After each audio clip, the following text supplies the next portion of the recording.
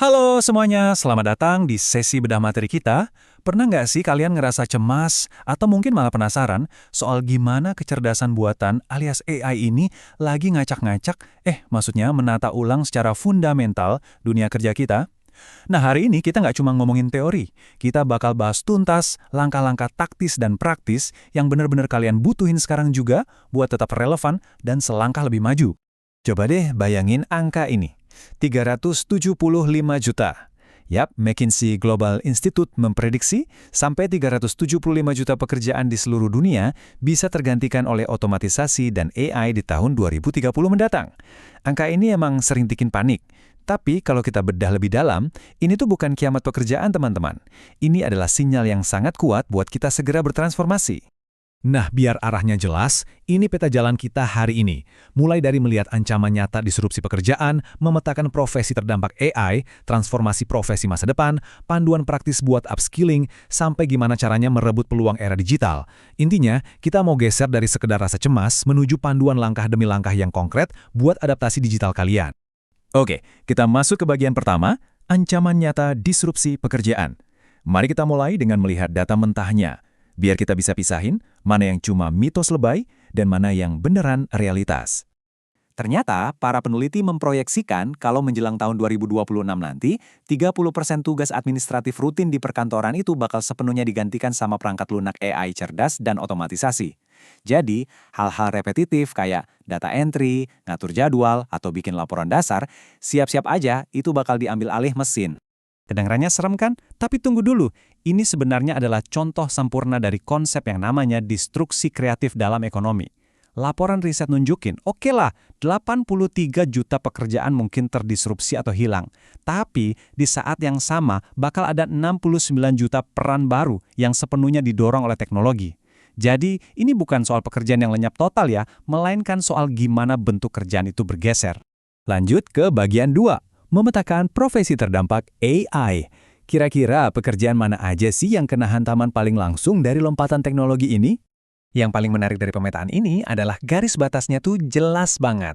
Kerjaan yang sifatnya rutin, ngulang-ngulang, dan berbasis layar, kayak data entry, customer service dasar, atau penerjemah teks, itu punya kerentanan yang tinggi banget. Sebaliknya, peran-peran di zona aman itu menuntut empati manusia yang mendalam, ketangkasan fisik, dan pengambilan keputusan etis yang rumit. Jadi, kalau profesi kalian itu psikolog, tenaga kesehatan, atlet, atau pemimpin strategis, posisi kalian masih sangat amat aman dari jangkauan AI saat ini. Visual dari riset Profesor Taru Mengkeng ini ngegambarin realitas kita sekarang dengan pas banget. Garis pemisah antara tenaga kerja manusia dan mesin itu makin lama makin kabur dan prosesnya cepat banget. Manusia dan kecerdasan buatan sekarang itu harus saling lengkapi, kerja bareng secara kolaboratif, bukan malah saling nyinggirin.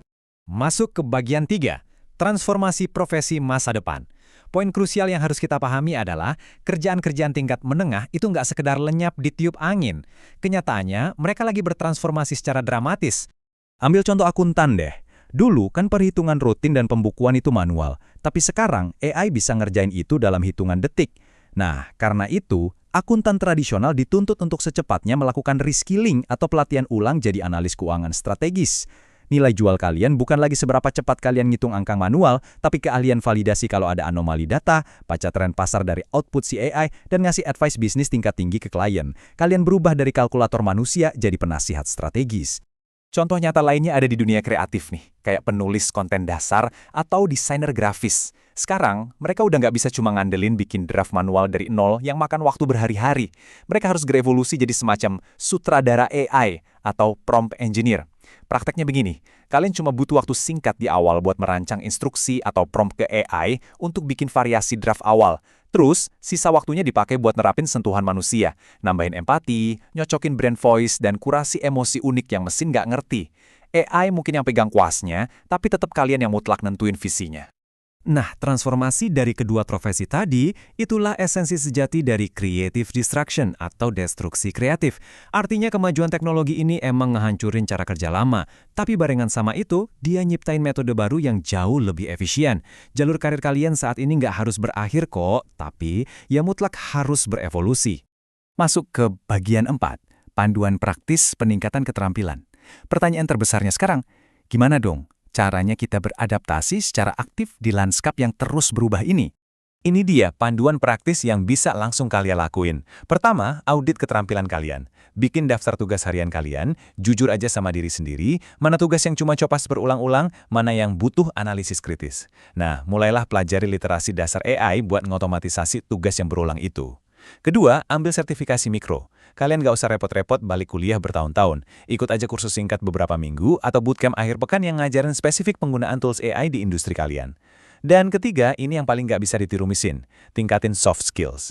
Cemplungin diri kalian di proyek yang butuh problem solving yang kompleks, negosiasi, dan kecerdasan emosional tinggi. Ingat, mesin itu jago memproses data, tapi manusialah yang ngebangun relasi bisnis. Buat ngelaksanain langkah pertama tadi, ada satu keterampilan krusial yang harus banget kalian kuasai. Prompt engineering. Gampangnya, ini tuh seni dan ilmu gimana caranya ngobrol sama AI.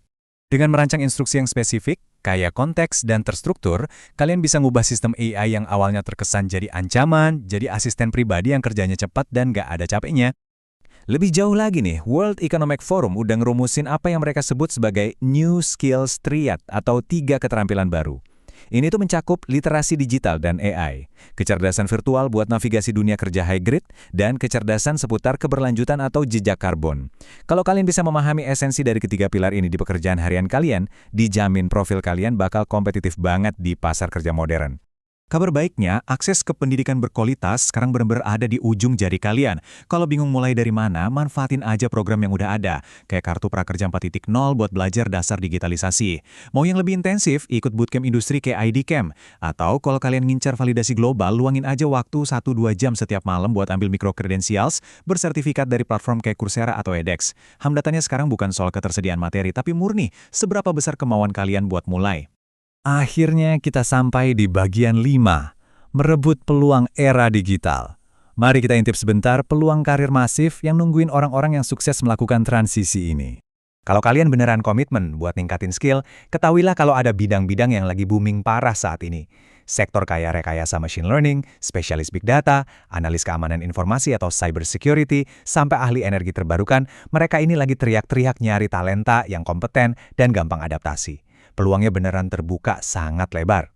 Nah, buat menaruh semua kecemasan yang sering seliweran di berita ke dalam perspektif yang benar, World Economic Forum ternyata memproyeksikan kalau kerugian bersih dari hilangnya pekerjaan secara global akibat AI itu sebenarnya cuma sekitar 2%. Angka ini harusnya ngasih kita kelegaan, sekaligus nunjukin kalau dengan kemauan terus belajar, adaptasi massal itu sangat amat bisa dicapai oleh pekerja manapun.